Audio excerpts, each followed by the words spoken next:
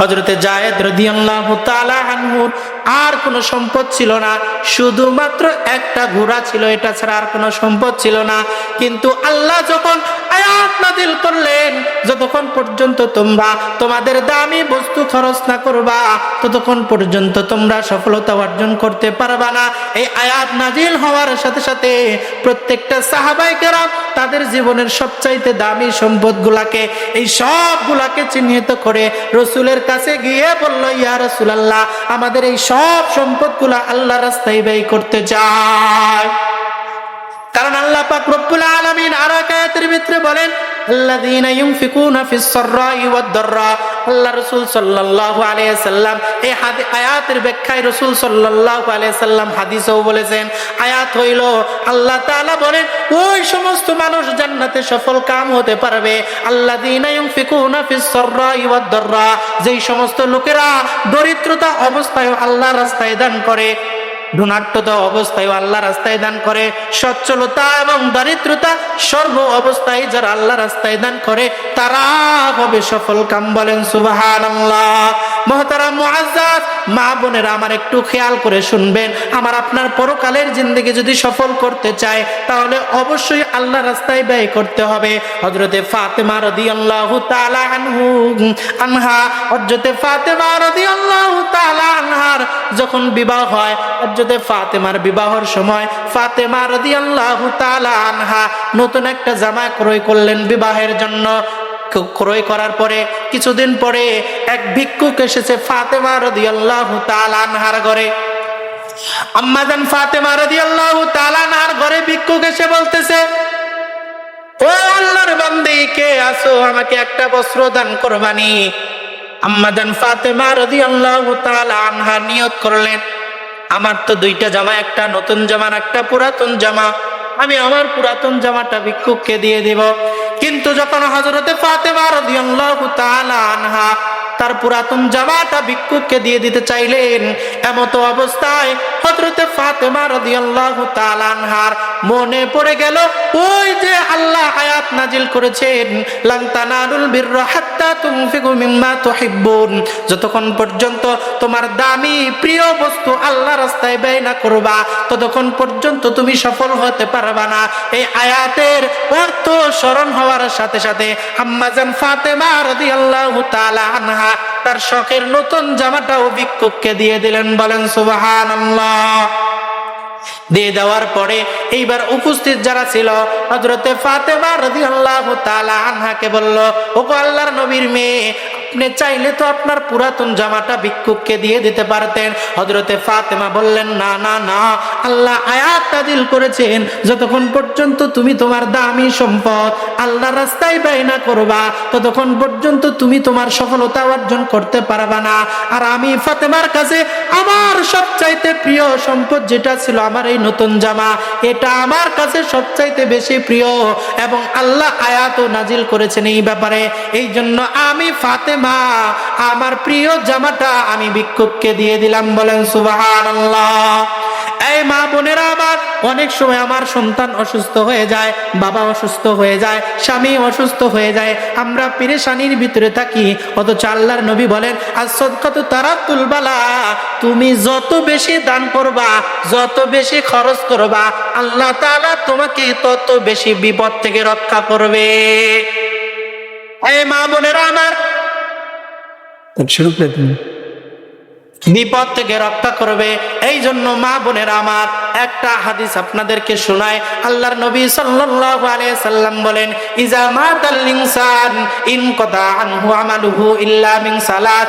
আল্লাহর নবী বলেন, যখন দুনিয়ার কোনো মানুষ ইন্তেকাল করে সমস্ত আমলের দরজাগুলো বন্ধ হয়ে যায়, তবে তিনটা আমল এমন রয়েছে, এই আমল তিনটা যদি কোনো বান্দা বান্দি করতে পারে, আল্লাহর নবী বলেন আল্লাহর জমিন যতদিন থাকবে, কিয়ামত যতদিন পর্যন্ত না হবে ততদিন পর্যন্ত আল্লাহ ওই বান্দা বান্দির কবরে সওয়াব পৌঁছাইতে থাকবে। বলেন সুবহানাল্লাহ। এই জন্য মা বোনেরা আমার, সংক্ষিপ্ত সময়ে বলতেছি যে আমলগুলা তিনটা আমল। এক নাম্বার হইল ইজা মাতাল ইনসান ইন কাতা আনহু আমালুহু ইল্লা মিন সালাসিন আও সাদাকাতিন জারিয়াতিন আও ইলমুন ইনতাফাউ বিহি।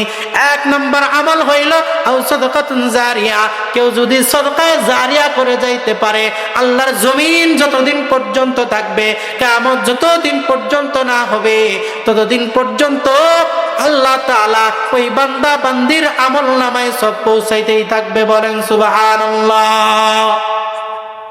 এই জন্য মা বোনেরা আমার, এমন একটা সুযোগ যে আমলগুলা করলে কিয়ামত পর্যন্ত নদীর স্রোত যেমন চালু থাকে, বন্ধ হয় না, অনুরূপ ভাবে কিয়ামত পর্যন্ত কোনো বান্দা বান্দি যদি আমলগুলা করতে পারে, সদকায়ে জারিয়া হিসাবে চলতেই থাকে।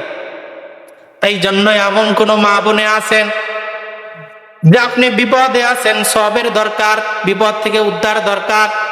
এই জন্য মা বোনদেরকে লক্ষ্য করে বলি, আপনারা এমন কয়জন লোক আছেন, 10 জন লোক দাঁড়ায় যাবেন যে 10,000 করে টাকা এই কোরআনের পাখিদের জন্য দিয়ে যাবেন।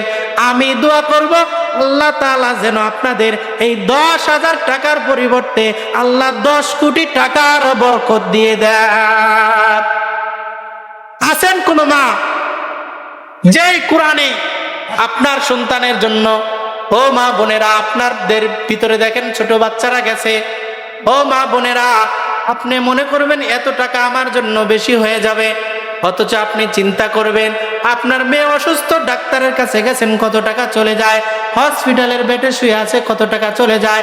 কিন্তু মা বোনেরা একটু লক্ষ্য করবেন, এই কোরআনের পাখিরা এখানে কত কষ্ট করে লেখাপড়া করে, আপনি যদি এদেরকে একটু সহযোগিতা করতে পারেন, এখান থেকে দোয়া করে যাব আল্লাহ যেন আপনার সম্পদের ভিতরেও বরকত দেয়, এবং যেন আপনার সন্তানাদি স্বামীকে এবং সকল আত্মীয় স্বজনকে যেন আল্লাহ সুস্থতার হায়াত দান করে। নাই কোনো মা বোন যে 10,000, 5,000, 2,000, 3,000 করে টাকা, 1,000 করে টাকা আল্লাহ রাস্তায় দিয়ে যাবেন এই মাদ্রাসার মাহফিলে, এই মাদ্রাসার ইতিম ছাত্রদের প্রতি লক্ষ্য করে। ও মা, কত টাকা আপনার সন্তান নষ্ট করতেছে, আপনার স্বামী নষ্ট করতেছে, এগুলার কিন্তু হিসাব নাই। আল্লাহ রাসূল সাল্লাল্লাহু আলাইহি ওয়াসাল্লাম বলেন, তোমাদের এমন কে আছে যে তার নিজের সম্পদের চাইতে ওয়ারিসের সম্পদের বেশি মহব্বত করে? যে সমস্ত মা বোনেরা দিতে ইচ্ছুক, এখান থেকে তো দেখাও যায় না, শোনাও যায় না, আপনারা আপনাদের নাম বলে দিবেন, এখানে স্টেজ থেকে ঘোষণা করে পাঠিয়ে দিবেন, আমরা দোয়া করে দিব। প্রত্যেকটা যেই সমস্ত মা বোনেরা এখানে দান করবেন, আল্লাহ যেন তাদের সম্পদের ভিতরে লক্ষ কোটি কোটি গুণ বরকত দান করেন।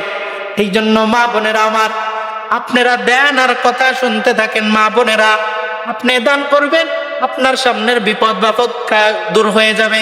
আপনি মনে করবেন 1,000 টাকা মাহফিলে দিলাম, ভাই কোনো বাবা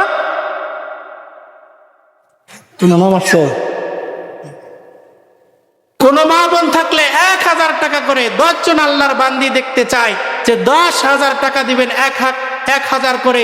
আমি এখান থেকে দোয়া করে যাব আল্লাহ যেন আপনাদের এই 1,000 টাকার পরিবর্তে প্রত্যেকের যারা দান করবেন তাদের জন্য আল্লাহ 1 কোটি টাকার বরকত দিয়ে দেয়। নাই কোনো মা বাবা ছাত্রীদের কাছে, ছাত্রদের কাছে নাম পাঠিয়ে দেন, যাদের মা মারা গিয়েছে, বাবা মারা গিয়েছে, ছেলে অসুস্থ, স্বামী অসুস্থ, বিপদে আছেন, দেন, দান করেন আল্লাহ রাস্তায়। দোয়া করি ইনশাআল্লাহ আপনার সমস্ত বিপদগুলা দূর হয়ে যাবে। এই জন্য কোনো মা বোন নাই এখনো পর্যন্ত একটাও নাম আসলো না। এর চাইতে বড় দুঃখজনক আর কি হতে পারে? মনে হয় যে এলাকার মানুষ কোরআনের মাহফিল দেখতে চায়, এমন নাকি? নাই কোনো মা বোন যে 1,000 টাকা আল্লাহর রাস্তায় দিয়ে যাবেন, এই মাদ্রাসায় দিয়ে যাবেন। ও মা, আপনার সব সম্পদ নষ্ট হয়ে যাবে, কিন্তু পরকালে একমাত্র এই সম্পদটাই আপনার অবশিষ্ট থাকবে। হতে পারে এই মাদ্রাসায় 1,000 টাকা দেওয়ার কারণে আল্লাহ পাক রব্বুল আলামিন আপনার পরকালের নাজাতের ব্যবস্থা করে দিয়েছে, আপনার সাংসারিক অবস্থা দূর করে দিয়েছে, স্বামী স্ত্রীর মন মালিন্য আপনি নিয়ম করে দান করে যান। হতে পারে এই উসিলা করে আল্লাহ পাক রব্বুল আলামিন আপনার সব সমস্যার সমাধান করে দিন। এই জন্য মা বোনেরা, যারাই পারি দ্রুত 1,000, 500, 200, 300 যে যেভাবেই পারেন, কেউ খালি হাতে যাবেন না, কারণ এখান থেকে খালি হাতে বের হওয়া এর চাইতে ছাত্রীরা দেখে